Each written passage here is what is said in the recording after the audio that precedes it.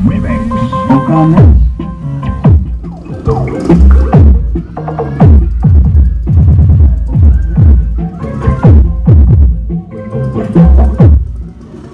ka-video, kaya ito muli tayo sa ating panibagong video at samahan nyo muli ako sa araw na ito dahil gagawa muli tayo ng panibagong box. Okay, itong ating box na subwoofer ng size 15 at para sa ating mga ka-video, okay natin yan na may mga katanungan tungkol sa mga sukat at tabas at kung ilang pirasong marin ang nagamit natin dito at kung ano-ano mga ginamit natin dito sa ating speaker box na to para makagawa tayo ng katulad nito.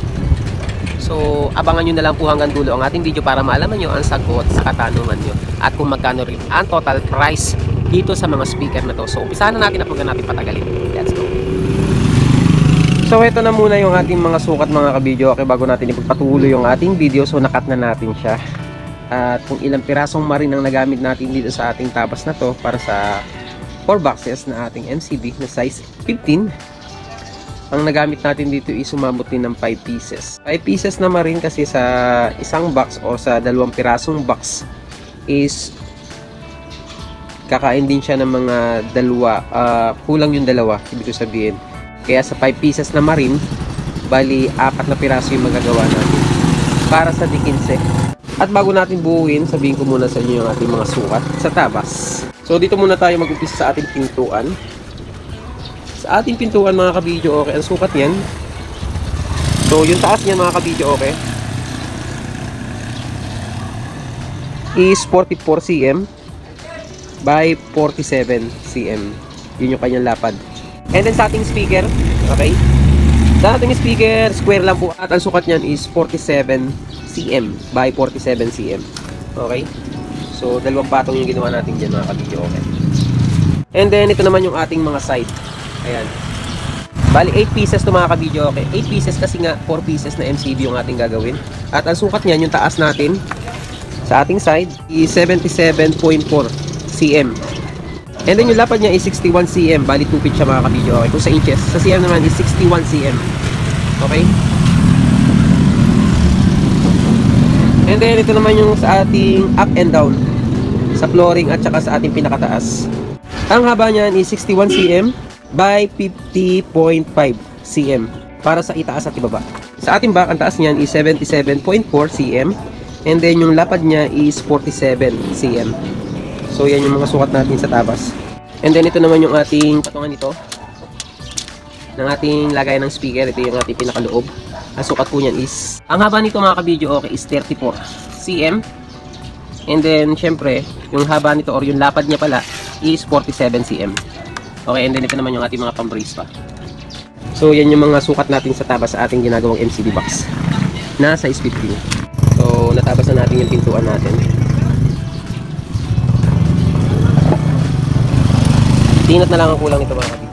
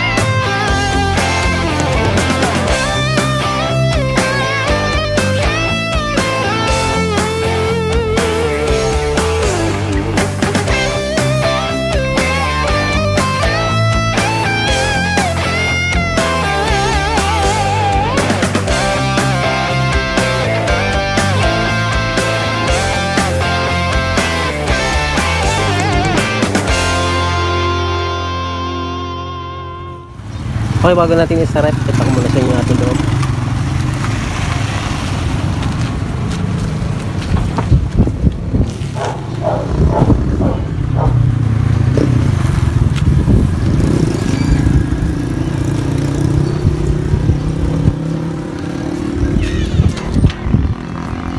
Saraduhan na natin.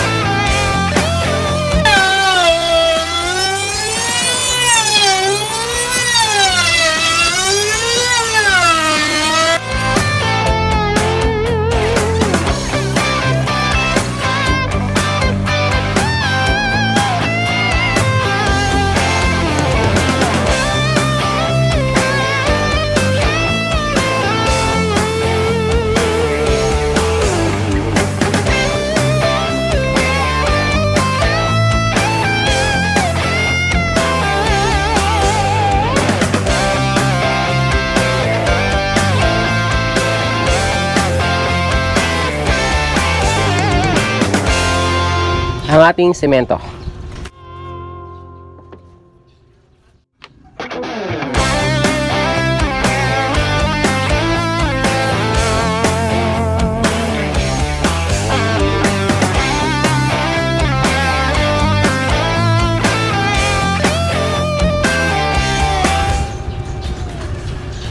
Lexiband.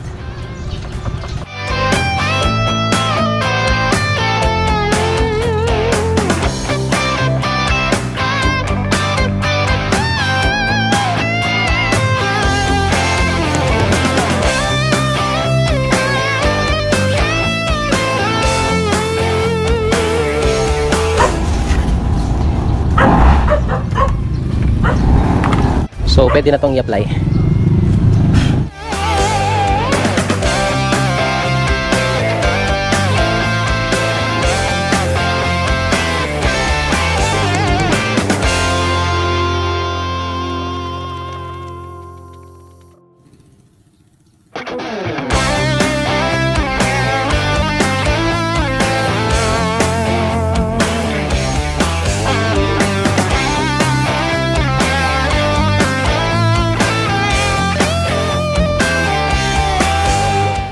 So ito na nga mga kabidyo, okay, at nalihan na natin yung ating minasilya. Tapos na nating lihahin yung ating 4 boxes na MCB box. So ngayon, next part natin is bubugahan na natin habang maganda pa yung panahon. Okay, may timpla na tayo, no? Ito yung ating timpla na Flexiband. So sa mga magtatanong ano yung timpla natin dito or kung ano yung mga minimix natin dito, yan. Ito po yan mga kabidyo, okay. Boysen at Flexiband waterproofing, and then hinaluan natin ng semento. Okay, cement, yung dalawa lang yun ang ating minimix. Okay, and then i-apply na natin o ibubugan na natin sa ating box gamit yung ating air hopper gun. Okay, so ito yun, gagamitin natin yung galon na malaki kahit medyo mabigat, konti-konti lang yung ating ilalaman. Okay, bugahan na natin.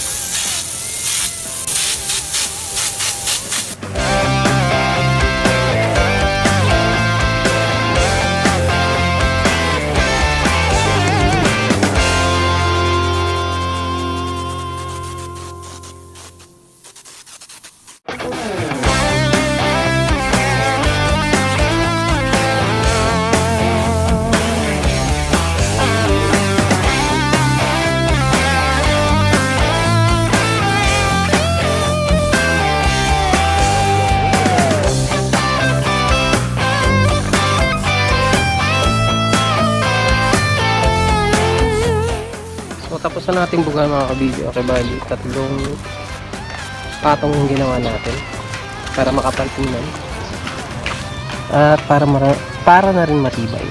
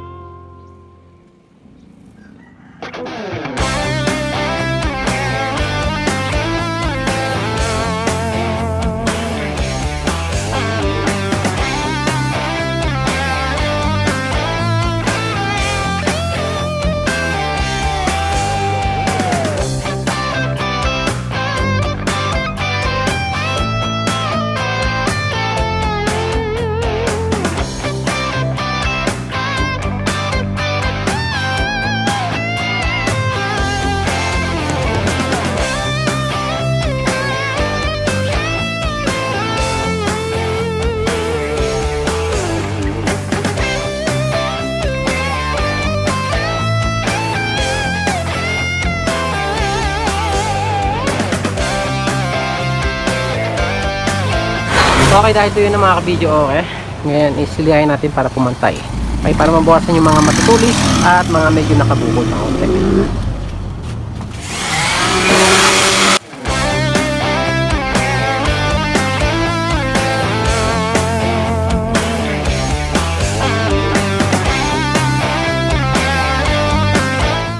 Next natin pinturahan na natin ng enamel black gloss mga kabidyo, okay. Okay, and then hinalo natin ng paint thinner. Okay, bugahan na natin.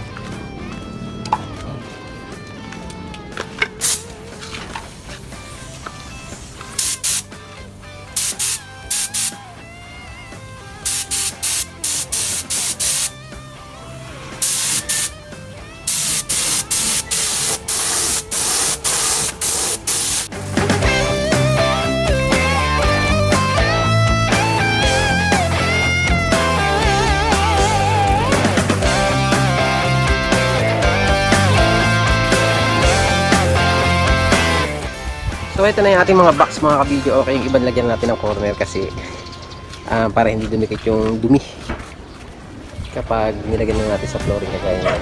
Okay, so yung iba wala pa. At ito yung ating finished product sa ating mga pintura, sa ating mga flexiban na binuga.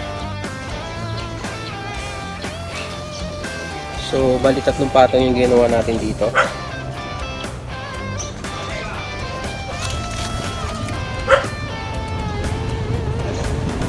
Hindi na mapapansin yung mga duktungan na kahoy.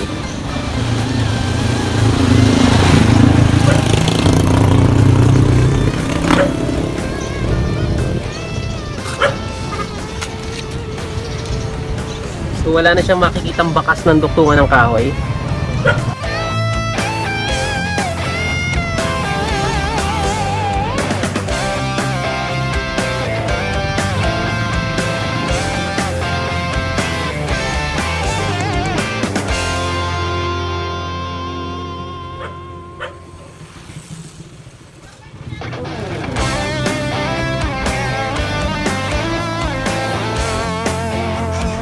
Medyo glossy siya ng konti.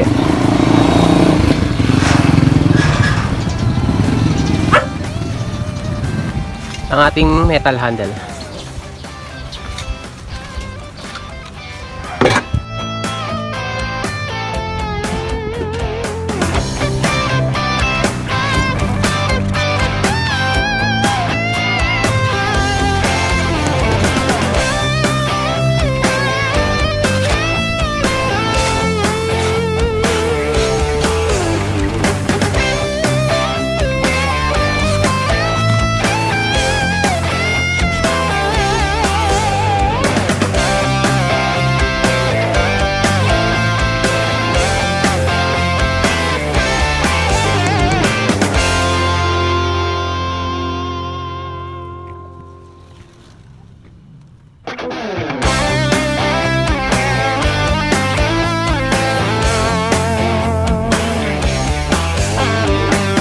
Ang Ang ating speak on terminal na gamit natin yung terminal 1, positive 1, negative 1.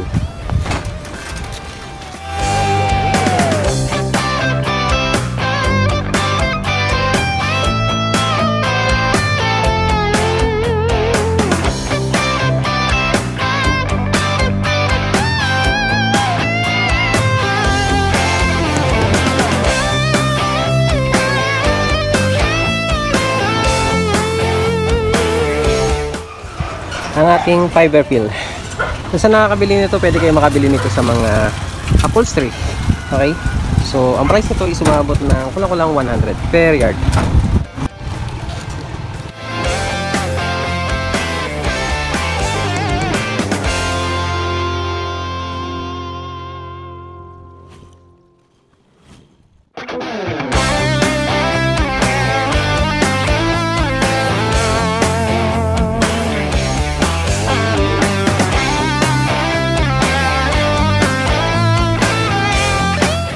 Okay, bago natin isaray, pakita ko muna sa inyo ang ating speaker na ikakabit. Ang ating speaker, Jackhammer 157 at Crown brand.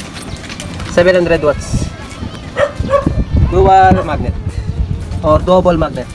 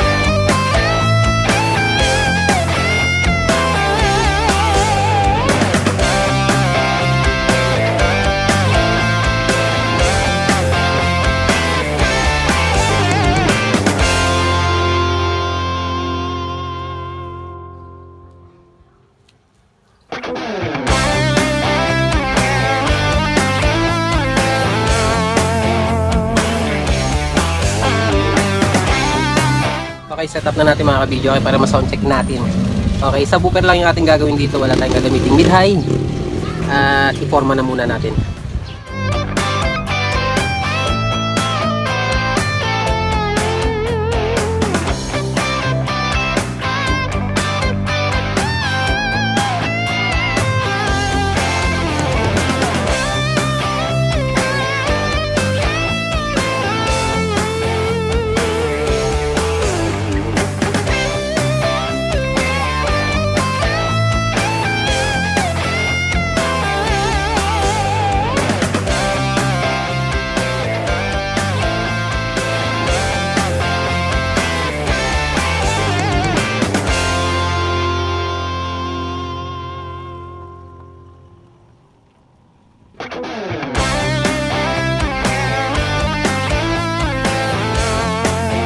Okay, testingin natin mga ka-video. Okay, gamit natin yung integrated amp natin na Sakura 757. Okay, ito lang yung ating available na amplifier. So, magpapatugtog tayo 1x1 lang. Okay, o 2x2 pala mga ka-video. Okay, testingin natin itong nasa taas and then next natin ito nasa baba. Okay, kasi hindi natin pwedeng pagsabayin silang lahat kasi integrated amp lang yung ating amplifier. Okay, para hindi naman siya lagnatin. Okay, ang importante is matesting natin yung ating mga speaker na ginawa, kung okay ba yung ating linya at yung ating speaker. Okay, so magpatugtog tayo gamit natin ang Ragatak mula kay DJ Christian. Okay, so wala tayong gagamitin mid-high, kaya puro kalabog lang yung inyong maririnig at walang mid-high or high. Okay, so testing na natin at i-volume na natin. Hanggang 12 o'clock lang yung ating volume sa ating integrated amp.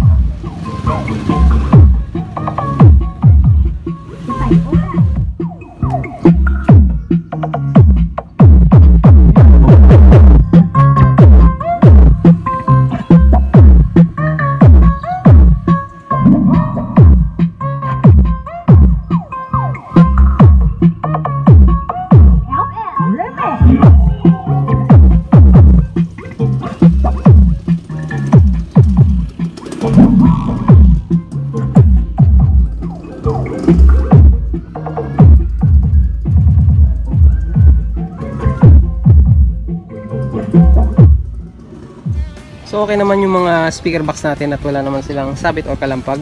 Kumakalampag lang kasi nakapatong itong ating dalawang subwoofer sa taas. Okay, medyo nababibrate yung sa taas kaya meron siya parang konting kalampag. Okay, so totally okay naman siya at okay din naman yung ating mga speaker kahit Jackhammer 157 lang yung ating nilagay. Kagaya nga nasabi ko sa inyo, hindi natin mapagsabay itong apat kasi wala tayong amplifier or power amp. Meron tayong power amp kaya lang tinatamad akong ilabas. Okay, medyo nasa ilalim kasi siya na naiipit siya ng mga gamit natin kaya ito lang yung ating ginagamit na pang sound check, yung ating integrated amp. So sa actual, kapag marinig niyo itong speaker natin na ito, medyo matigas siya kasi nga instrumental yung ating kinabit. Kasi ito yung request ng nagpagawa. So instrumental siya, medyo matigas yung sounds niya pero malayo yung tapo niya. Okay, yun nga lang medyo matigas, hindi kagaya ng ibang mga subwoofer na talagang palambot yung kanyang kalabog. So dahil medyo limitado yung ating pag-volume sa ating amplifier kasi nga integrated lang yung ating ginamit. Okay, at hindi rin natin mapagsabay yung ating apat na speaker. Okay, so ang ginawa natin para matesting lang natin, sinantest natin 2x2. Okay, hindi natin kayang pagsabayin yung apat na to sa ating integrated amp. Okay, so yung ating mga speaker okay naman at gumagana naman lahat. At para sa magtatanong kung magkano yung bigay natin dito sa per paris, okay, so bali sa isang paris mga ka-video, kagaya na sa taas natin, pag Jackhammer 157 ang ating kinabit dito, ang presyo, ang bigay po natin dito is umabot ng 22,000. Okay, so bali 4 pieces siya kaya times yung mga ka-video, okay, bali 44,000. So speaker lang na subwoofer at ang nakalagay natin dito or nakaload natin is Jackhammer 157. So wala na pong ibang kasama yan kundi subwoofer lang. Itong speaker na ito mga kabidyo, okay, itong ating subwoofer na 4 pieces na size 15. Ito is para kay Sir XR Esperon ng US. So hindi natin ito ipapadala sa US kung hindi ipapadala natin ito sa Cabanatuan, kasi si Sir is taga Cabanatuan at nagtatrabaho siya sa US. At para sa magtatanong kung ilang pirasong marine ang nagamit natin dito sa ating 4 pieces na MCB box na size 15, so nakagamit po tayo dito ng 5 pieces. Okay? And then kung ilang flexiband ang nagamit natin dito, bali nakagamit din tayo dito ng mga kulang-kulang 4 liters na flexiband at isa't kalahating enamel black na pintura. So shoutout na rin kay Sir XR Esperon ng US. Maraming salamat sa tiwala ni Sir XR Esperon sa kanyang pagpapagawa sa atin ng LCD box na tikinsin na to. So hanggang dito lang mga kabidyo, okay, sana ay nakatulong ang video natin ngayong araw na to para sa ating mga kabidyo okay natin dyan na gustong bumuo or gumawa ng MCB box na size 50 na kagaya ng ginawa natin ngayong araw na to.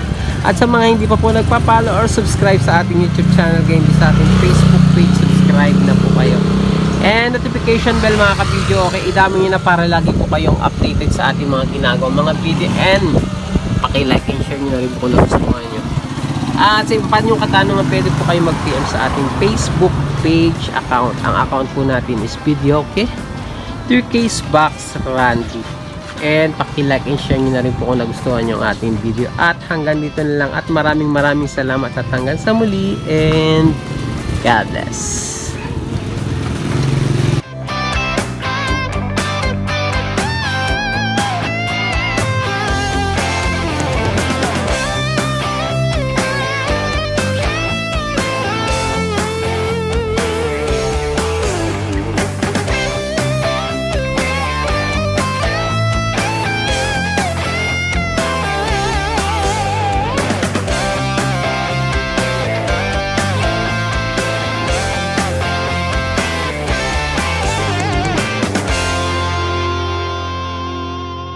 So ito na nga mga kabidyo, okay, at nakabalot na. Nabalot na natin at ipapakargo na natin sa drop and go papuntang Cabanatuan.